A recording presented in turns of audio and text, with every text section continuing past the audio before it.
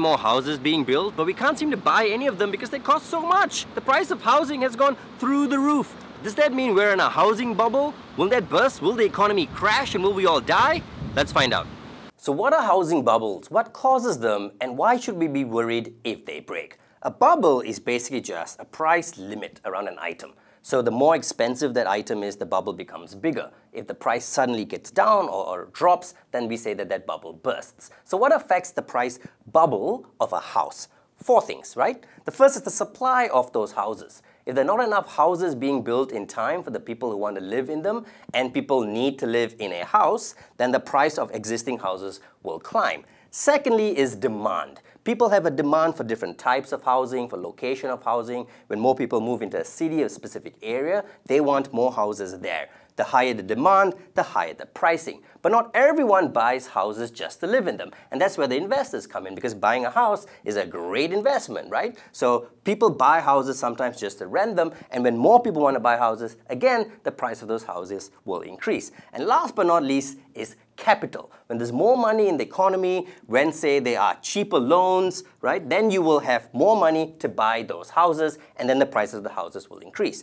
Speaking of loans, no one walks around with 400,000 ringgit in their pocket. At least no one I know. So you have to go to a bank in order to get a loan to buy this house. Now, let's say demand drops. People don't want to buy these houses anymore. Investors back out. Capital dries up because suddenly loans, the interest rates go skyrocket, right? So what happens then is this bubble bursts. Your house is not 400,000 anymore, it's 200,000. But the money you owe to the bank doesn't change. Now, if you can't sell this house if you need to, then you'd have to default on this loan. If that happens to other people who can't mortgage their houses against their loans, who can't make those payments, then this loan goes bad. When a lot of these things go bad, the bank goes bad. When the bank goes bad and goes down, the economy goes down. That's what a housing bubble is, and that's why you should be afraid if the housing bubble bursts. The question is, are we in a housing bubble now? For me, I would say we're not experiencing a bubble in Malaysia. I think you have to understand the context of what exactly is a bubble. Because most of the time, a bubble is hard to identify until it has burst. Then you can look at things retrospectively and say, look, these were the signs, or these were the things that led up to the event of the bubble bursting. This is Farah, who works in the banking industry. We think of her as the person who opens the doors into a lifetime of debt. The bubble bursting is essentially a situation where prices of properties escalate too high, they become unsustainable, and borrowers cannot keep up with these repayments, and then they end up dumping these properties. Safe to conclude, or it's easy to conclude, that people can own properties, people can borrow money, people can qualify for loans from banks. That's exactly why the buying is happening. Technically, the interest rates have become 1/3 of what they previously were. Right. So it just translates to people being able to afford a housing loan and buy better properties, bigger homes, better concepts. That's exactly what is driving The house prices, the transactions in the market for houses, yes. I think you need to look at, to draw a direct link to this, I think you have to look at the US market per se. What exactly encouraged this bubble to burst? In the US, the underwriting standards itself were probably a question mark. People were being given loans more than what they could afford, more than what their salaries could accord. But I think if you look in Malaysia, it's different because even as recent as early this year, we had some intervention, or I wouldn't say intervention, it was there were guidelines introduced by the central bank whereby people were given loans based on very defined criteria whereby you needed to... not rigid, I would say there is room, it's fair, but it is a quantifiable measure. There is no ambiguity in giving loans. It's quite expensive though, especially the bungalows. I definitely prefer to have my own property instead of renting, but to be honest, I'm not even renting, I'm staying with my family because it's so much cheaper to do that. To be fair, I don't know what the government is doing. I'm not sure whether they have the power or not, because what I'm hearing is, although I'm not looking for any property at the moment, or looking out for any property at the moment, but what I'm hearing from news around is, there are a lot of property out there It's going, you know, millions and millions of dollars. I think there is a chance for a housing bubble to happen right now.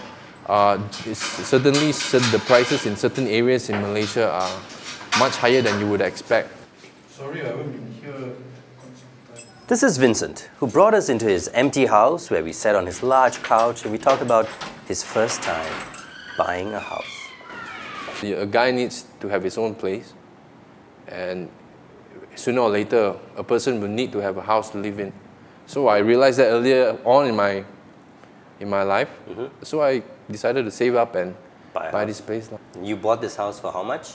300,000 ringgit. And now it's going for...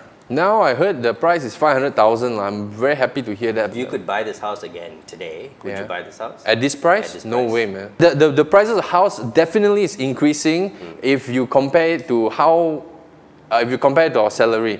It's increasing much higher. I mean, when I started working 8 years ago, and the salary that they are paying the same fresh grads right now, there's hardly any change. Maybe about 500 ringgit extra. Like the latest launches by this Sime UEP, the Isola condo right next to Empire Shopping Centre. I think it's going for about 600 to 700,000 for a really small apartment. So you know, it's a bit unrealistic as a lifetime Subang resident to have to pay for a condo at that price. Right. Because you just don't see Subang as property being so expensive.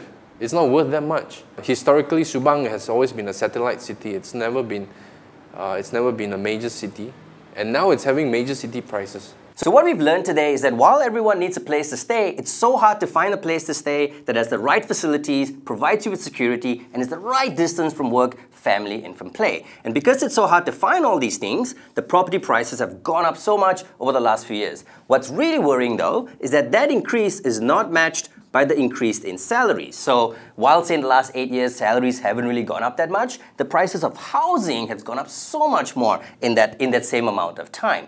But does that mean we're in a bubble? No, it doesn't, because bubbles are about bad loans, because you need to borrow in order to buy property. It's not like food, you don't buy with money in your wallet, right? So what Bank Negara is doing now is trying to make sure that they control this amount of bad loans. And how are they doing that? By having limits on financing for, say, your third property. They have introduced taxes for property gains, and they've introduced really stringent guidelines on who can and who cannot buy property, while at the same time keeping interest rates low so people can still afford to buy some property, right? So if they strike this tricky balance, this means that only people who can afford to buy those properties, and reduce the number of people who are buying property just for the sake of investment. At the end of the day, are property prices high? They are, and they're probably going to be until we can provide more of these things to more people. But does that mean that there's going to be a bubble that's increasing and it's going to burst and it's going to destroy the world? No, it's not, if these guidelines work. So you can rest easy if you're worried about a property bubble, because you've watched Kopitiam Ekonomi. So keep watching Kopitiam Ekonomi.